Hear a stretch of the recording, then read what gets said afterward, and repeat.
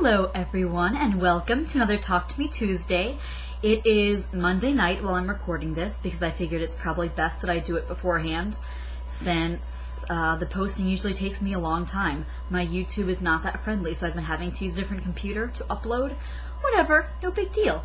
So a couple things I wanted to show today. I've actually been crafty because this weekend was a long weekend. We had Memorial Day off, which was glorious.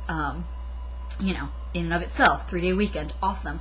But I did get some stuff done, so I wanted to show you that. Before I do, I have to brag on one of my students. Obviously, I'm not going to tell you what her name is, but she is wonderful. She came in about, a quarter of the way through the semester after I got my new students, and she's a great student. She's, always does her work, gets what needs to be done, goes above and beyond. I'm never worried about the quality of her work. So you may remember last week or the week before I was talking about the Hunger Games projects that the kids were going to turn in, and I think I stunned a couple of you and I said that probably maybe 5 of my kids were going to turn them in. Well, did I say 5? If I did, I overshot myself a little bit. 3 kids turned them in out of 44. F my life. So, but one of the ones, not surprisingly, really, who did turn their project in was this particular student. And last week she came to me and she said, Miss Frederick, for my project, I already drew a picture of one of the scenes from the book. Can I just turn in that one picture? I'm like, no, sweetheart, you can't just turn in one picture. That's not, that's not the guidelines. They were allowed to pick what project they wanted to do, and there was one where they could illustrate, which, awesome, but I'm pretty sure that the guidelines for that option said that you needed to choose 5 scenes and some kind of illustration, whether it was collage or drawing or photos or whatever, along with a quotation. And so, for a couple days she was like, are you sure I can't just turn this one picture? I'm like, no. You can, but I'm not going to give you the full grade if you turn in one picture. So, I kept trying, I kept telling her, I can't wait to see your pictures, I was not let down. She turned in, let me show you here. So she drew 2 scenes from the book, and the other she sort of did a collage. She pulled pictures from the internet that corresponded with the quotes that she pulled, which, that was my microphone, not 100% what I was looking for, but the effort was there, and I was impressed. I think you'll be. So this first picture I'm going to show you is one she drew of Katniss, and it is Katniss, and the quote that she put along with it was one from the first few moments in the arena from the first book, from the Hunger Games. And let's see, I'll have to probably zoom in a bit by bit. So here's Katniss's face, and she's kind of got a nice little smirk on there, and she's got her bow and arrow, which is dripping a little bit of blood. But the details are just so good. And she's in art, thank goodness, because if she wasn't, I would have been so disappointed. I thought it was really good. I love it, and she's one of the kids that really likes the book. So also, she drew one of Katniss and Peeta's kisses. Was very sweet, and I envy her. My drawing, I've been drawing at least as long as she's been alive, and my skills are nowhere where hers are. So, yay! Yay for students who do their work. Okay, so a few other things that I was working on. The owl fabric that I bought a week or 2 ago. Someone, I think it was often Jen, suggested that it would make a good pillow. Or maybe someone else may have suggested that first. I don't know. It's been a while. Whatever. Other things on my mind. But I really like that idea just because, I got it and I thought that it would be good for quilting. But, first of all, most of you can testify to how long it takes me to do anything of the quilting variety. But I also wanted to keep it together because it was such cute fabric. So, I was at Walmart the other day and I bought a little travel pillow. And I made a pillowcase out of the owl fabric, and just, I only bought half a yard, and I kind of wish I had bought more, but it turned out, it was perfect. It was a perfect amount for this pillow.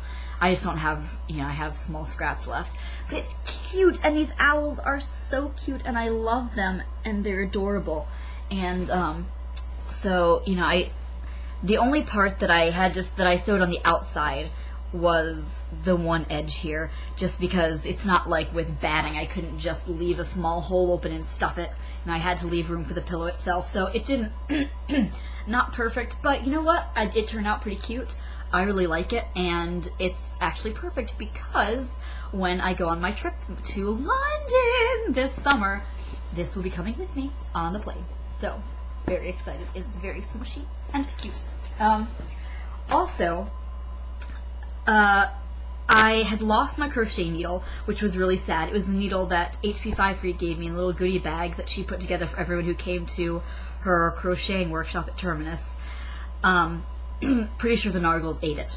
But you know what? We'll forgive them. They're Nargles. They can't help it. So I bought another that looks actually exactly the same. So fun. And I've been working on a blanket. Yeah, I know. It's a big... a tall order for someone who's just started crocheting, and it's probably gonna turn out like crap. But you know what? It's been fun. I like crocheting. It's not as much, not pressure. It doesn't hurt my wrists as much as it does when I knit. So, I've been having fun, and this I'm working on. I'm not sure who I'm gonna give it to. Probably my grandmother. She's been in and out of the hospital the last couple months, and I have a little knit blanket someone else made me that I've let her borrow wherever she goes. Thought it'd be nice for her to have her own. My only problem though, well, so here's this. I'm not very far, but this is a work of 2 days. So I figure I'm starting out. I guess that's not too bad for 2 days. It'll be a small blanket, I suppose. It's going to be more like a lap blanket, because it's not, I can't really tell you how long that is. It's probably about 2.5 feet, 3 maybe. But my problem is, I've got this thing going on the edges here, where it looks like I'm decreasing. And I think this is the same problem I had before, and I asked you guys what I could be doing, and I think I figured it out. I think my problem was that when I was getting to the end of the row and turning, I was not... catching the very last stitch. So I have, I've changed that. I've gone back and the last like 3 or 4 rows I've made sure that I am getting that last stitch, and I think that, I think it's worked itself out, but I'm always going to have this really awkward tapered bit, and yeah, I know I should start over, but I like it so far, and I don't want to go back and unravel it. I want to keep it. So, also, other problem, though, is that really poor planning. I got this lovely Bernina yarn. It's Bernina's Barella 4. It's their Afghan yarn. And it's lovely. It's, like a dusky brown, a creamy beige, a cream, a little bit of gray, and a light lavender mix. And it's very pretty. It's soft, not like baby yarn, but it's soft.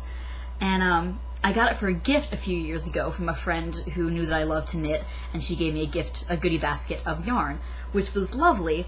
But when I started on this, all I have is this skein here. Skein, what is it? I always said skein. I've heard it skein.